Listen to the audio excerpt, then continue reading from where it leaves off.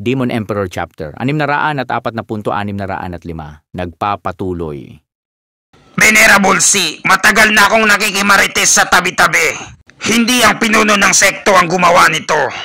Si Chupa ang gumawa nito. Tinatawag siya ng lahat ng Stewardess Chupa. Siya ang nagtayo ng opisina ng kapili-piling trabahador. Si Chupa na naman? Namumuro na sa akin ang Chupa na yan. Siya siguro yung nakialam sa paligsahan ng mga mag-aral sa loob. Tama kayo, siya nga. Sinasabi nila na napakalakas ang kapangyarihan niya. Hindi katulad sa mga pro-pound stage. At nasaksihan din natin yon sa arena. Pero ang mas nakakatakot sa kanya ay ang kaniyang pagiging matalino na scammer. Marami na siyang naloko, kasama na ang pinuno ng sekto. Samantala ang pinuno ng sekto ay gumagamit ng dahas. Siya ay gumagamit ng pakikiusap. Binibitab kanya sa kaniyang mga pakulo. Paano nangyari na marami kang alam sa mga pinaggagawa nila? Binisita ko ang isang matanda na kumampi sa opisina ng trabahador para makakalap ako ng maraming impormasyon. Pero ang nangyari sa akin ay pinagmumura ako at winalanghiya nila ako. Sinabi niya sa akin na sinabi ng kaniyang mag-aral na babae. Isang dekada nang nakalipas. Niligawan ko yon. Pinagmumura nila ako ngayon at naging magkaaway na kami. Masyadong high blood ang taong yon. At sa pagte-trash talk niya sa akin, may nabanggit siya patungkol sa batang yon. Gusto daw tayong kalabanin at gumagamit siya ng mga matatamis na salita. Ngayon ay nalaman ko na ang batang yon ay gusto tayong pag-away-awayin gamit ang mga nakaraan na naging issue natin. At hindi lang yon, nagbibigay pa siya ng 8 gradong gamot. Sa palagay ko yun ang ibinibigay niyang regalo pag sumali ka sa kanila. Ang 8 gradong gamot, bakit hindi siya pumunta sa akin? Tatanggapin ko sana yon na bukal sa aking puso. Bakit naman siya pupunta sa'yo? Sino ka ba? Alam mo naman siguro na tayo ang gusto niyang kalabanin. Hindi ka niya pagkakatiwalaan, mukha pa lang. Alam niyang ibubulsa mo lang yan at malulugi siya. Tayo ang totoong mananalo sa loob ng sekto. Dahil teritoryo natin to. Mas gugustuhin ko pang walang matirahan kaysa magmakaawa sa iba. Si Chupa ay isa lamang trabahador na may pambihirang kakayahan. Wala na akong ibang pagpipilian kung hindi makipagkita sa kanya. Ano kaya? Makakaya ko kaya dito sa pintuan sa langit? Siguraduhin mo na kaya mo yan. Huwag kang magyabang dito. Alam mo dapat ang limitasyon mo. Bago ka pumasok sa pintuan ng langit, pati ako'y muntikan ng mamatay dyan. Masyadong delikado. Matandang kuya, Negrong Guiho. Huwag mo akong tinatakot. At sinasabi mo pa sa akin na masyadong mapanganib ito. Dahil ang anak ko ay nakatapos ng 7 gradong ari. Kaya ko rin gawin ito. Hindi ako bobo. Akala mo mahulog ako sa mga pananakot mo? Napakatigas ng ulo ng maitim na kalbo na to. Bahala ka sa buhay mo kung ayaw mong makinig. Eto na, desidido na ako. Papasok ako sa langit. Wala nang makakaawat sa akin patungo sa tagumpay. Itay! Huwag mong gawin yan! Mamamatay ka dyan! Pati si matandang kuya ni Negrong Guiho. Nagtamos siya ng matinding sugat at muntikan ng mamatay.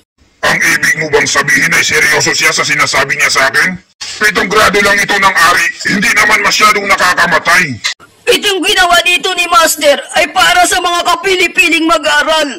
Magkaiba doon sa pinagsanayan ko. Ano? Munti ka na pala akong matsugi. Anak, ano sa tingin mo rito? Safe ba ako rito? Papa, ang isang yan ay madali lang. Si matandang Kuya Tae ay natapos niya yan. Ang kanyang lakas ay nasa pinakahangganan ng pro-pound stage. Kung hindi ako makakakuha ng 7 gradong kagamitan, hindi na siguro masama ang 6 na gradong kagamitan para sa akin. Anak, hindi rin pala madali ito. Ngayon nakikita ko na. Mga pare, bilisan niyo dyan sa unahan. Mahaba yung pila, oh. Ito pala ang dahilan kung bakit sila nagmamadaling pumunta kay Stewardess Chupa. Para sa opisina ng kapili-piling trabahador. Para silang langaw na nagumpukan sa tae. Kahit ako, magiging matapang at sasagot ako sa aking master. Para lang makapasok dito. Kaso hindi na ako mag-aral ngayon. Matanda na kasi ako. Ang pinakamahalaga naman sa bandang huli ay ang totoong lakas mo. Kahit saan ka man mapunta at saan ka lalakas. Kahit dito pa sa opisina ng trabahador. Ang pinakamagandang lugar. Venerable Bay, tama ang sinabi mo.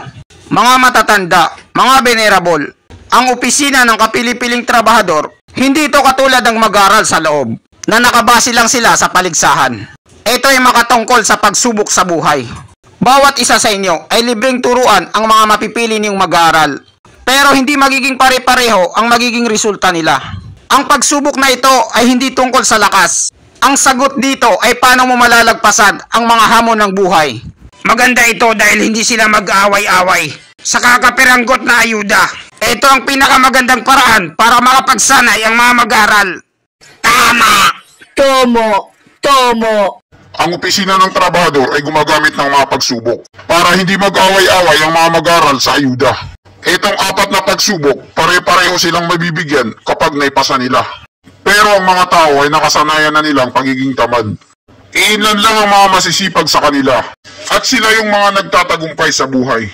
Kaya ang mga mag-aral sa loob ay gumawa ng paligsahan. Ito ang naging solusyon nila para makakuha ng mga matitibay na mag-aral. Samantala, ang opisina ng trabahador ay gumagamit ng mga pagsubok at nagbibigay ito ng excitement sa kanila para lalo pang lumakas at lalo pang lumaki ang makukuhang ayuda. Masyado itong nakakaakit sa mga mag-aaral. Pero para may sagawa ito, kailangan ng malaking pondo ng kayamanan. Stewardess Chupa, hindi ko alam kung saan nanggaling ang napakaraming yaman mo para may sagawa ang planong ito. Pero ito ang tandaan mo, walang forever. Kapag naubos na ang kayamanan mo, babalik itong lahat sa dati. At magiging kapareho tayo sa kalagayan sa loob ng sekto. Venerable Bay, may utak ka din pala. Pero ano ngayon sa akin? Hindi ako tanga para bayaran ang lahat ng gastusin ng sekto habang buhay. Mga tao kayo, hindi nyo na kailangan problemahin yon. Problema na yon ng pinuno ng sekto. Gaya nga ng sinabi mo, kapag nangyari yon, wala namang mawawala sa inyo. Pero nanalo naman kayo dahil kayo ang unang sumali dito. Tama yan, kahit hindi ito maging loob ng sekto. Tayo naman ang mga bossing dito na nangungupal. Sa atin ang pinakamalaking hiwa. Stewardess Chupa, napakatalino mo talaga. Perpekto ang pagkakapili ng pinuno ng sekto. Nagagawa ng trabahong ito. Maraming salamat sa inyong mga papuri. Ngayon nakikita ko na tama ang sinabi ni si Huyu. Sobrang bulok na ang sekto. At sa nakikita ko, sobrang lalim na nito. Kapag nangyari ito sa Loloklan, parang may papatay sa'yo sa kaliwa at kanan. Na problema, sino kaya itong bisita na to? Pinakakupal na matanda, anong ginagawa mo rito? Master, sasali ka rin ba sa opisina ng trabahador? May meeting di abansi pala sila. Sayang, wala akong narinig ni isa. Stewardess Chupa, ikinagagalak kitang makita. Ako ang pinakakupal na matanda ng Demon Siming Sekto. Gusto ko sanang mag-usap tayo ng tayong dalawa lang.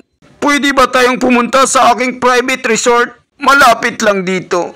Stewardess Chupa, ang matandang hukluban na yan. Parang may binabalak siyang hindi maganda. Huwag kang sasama sa kanya. Bata ako ng pinuno ng sekto. Dahil pumunta sila dito ng harap-harapan, wala silang gagawing masama sa akin. Kaya ayos lang. Isa lamang akong hamak na trabahador. Nakakahiya naman sa'yo. Pinakakupal na matanda. Inimbitahan mo pa ako sa iyong private resort. Tara na, pumunta na tayo. Napakabata mo pa. Marami ka na sigurong ginawang bold na palabas. Ang pinuno ng sekto ay pinagkatiwala sa iyo ang planong ito. Dahil may rason siya. Kaya tara na, umalis na tayo. Bumalik ka agad, Stewardess Chupa. Hintayin ka namin dito. Ang tagal naman ng dalawang yun. Hindi naman sila matatraffic dahil lumilipad sila. Venerable C, nandito na kami. Anong chismis kayang sasabihin sa akin ng matandang ito? Venerable C, bakit mo ako pinapunta rito? Anong gusto mong itanong sa akin? Tumahimik kang kupal ka. Isa ka namang tau-tauhan ni si Huyu. Kayang-kaya kanyang palitan anytime. Bakit pinipilit mong maging kaaway ang lahat ng mga venerables at mga matatanda? Hindi yun magiging maganda sa kinakaharap mo dito sa loob ng sekto. Kung ganon, ang ibig mong sabihin ay ang pinuno ng sekto ang kalabanin ko. Mas lalong mapapadali ang buhay ko pag ganon ang nangyari. Ignoranting bata. Sa tingin mo ba tutulungan ka ni si Huyu? Nagkakamali ka kung ganon. Hinahayaan ka niya lang na ma-fall in love sa pinaggagawa mo. Dahil itinatag mo ang opisina ng kapili-piling trabahador, naging kaaway ka na ng lahat ng mga matatanda at mga venerables. Samantala si Huyu, ginagamit ka lang niya para makuha niya lahat ang mga ayuda sa amin. Pero kailangan niya pa rin kami para mamahala dito sa sekto. Ano sa palagay mo paano niya pakakalmahin ang galit namin? Itatapon ka niya sa mga lobo at isang kalunos-lunos na trahedya ang mangyayari sa iyo. Pero at least matagal pa mangyari yon at nasa magandang kalagayan ako ngayon. Talaga ba? Guys, hindi na ngayon. Tikman mo to! Advance! Advance Conqueror Haki.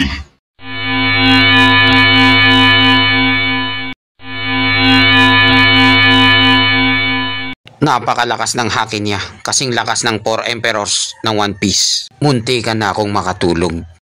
Ano? Hindi siya natinag sa haki ko? Bata, hindi ka ba natatakot? Ha ha ha! Ako dapat ang magsabi sa'yo niyan. Hindi ako basta-basta na trabahador na pwede mong galawin. Kapag ginalaw mo ko, tignan natin kung anong gagawin sa'yo ng pinuno ng sekto. Kung sinong papanigan niya sa atin. Ang atabs niya na magbibigay sa kanya ng maraming ayuda. O ang mga matatanda na wala ng silbi. Hindi sumagi sa isip mo na pwedeng mangyari yon. Tama ba ako? Matalino ang bata nito. Kaya nga ipinagkatiwala sa ni si Huyu ang lahat. Dahil alam niya na isa kang batang may laban. Pero pakakatandaan mo, huwag mong kakalimutan ang mga sinabi ko sa'yo. Hindi magtatagal, iiwan ka niya sa ere. At wala nang poprotekta sa'yo. Maraming salamat sa paalala. Pakakatandaan ko yan. Kung yun lang ang sasabihin mo, alis na ako. Talagang may kakaiba sa kanya. Isa lamang siyang proof on stage na cultivator. Tapos na kaya niyang hindi makatulog. Sa lakas ng Conqueror's Haki mo, siguro ang kaniyang kaluluwa ay mas matatag at malakas kaysa sa pinakamataas na Radiant Stage. Isa siyang talento at kakaiba siya sa lahat. At hindi yun ang nakakatakot sa kanya. Nagawa niyang iparamdam sa akin na kailangan kong matakot. Sa isang saglit lang. Gamit ang kanyang pagiging kalmado. Kahanga-hanga ang tapang niya. Hindi siya tulad ng iba. Na ang alam na ay magyabang sa social media.